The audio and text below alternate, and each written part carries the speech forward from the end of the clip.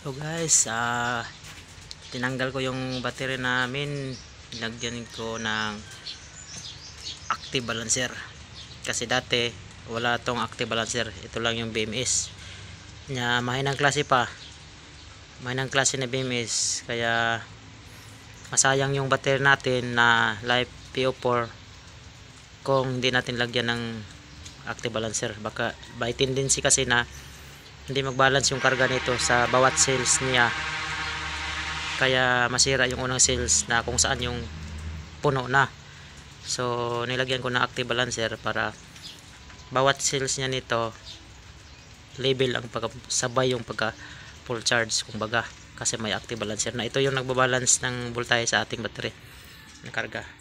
So ito yung chip natin na nilagyan ko na kasi mahirap na, baka masira pa.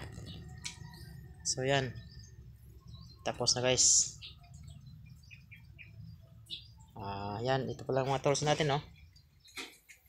Yan. Yan.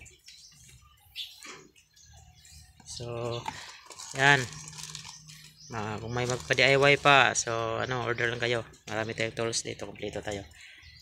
Okay. Yan. So ito na, 12 volts natin. Nilagyan ko ng insulation kasi baka mag short, masira pa yung battery natin, may tendency pa sumabog. Tapos hinigpitan ko ulit ito, niretight ko kasi lumuwag.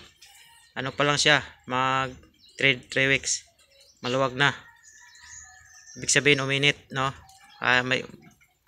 Medyo uminit siguro siya kasi lumuwag eh. So yan, ngayon okay na. Nilagyan ko na ito ng active balancer guys, para safety yung battery natin. Ito lang kasi yung una walang budget, so nakabili tayo, hinabulan ko na lang. So ganito yung pagkunit guys, parallel lang to, nakaparallel lang to dito. Ito nilagay ko na dito ko na dinaan para isa lang ang battery punta dito.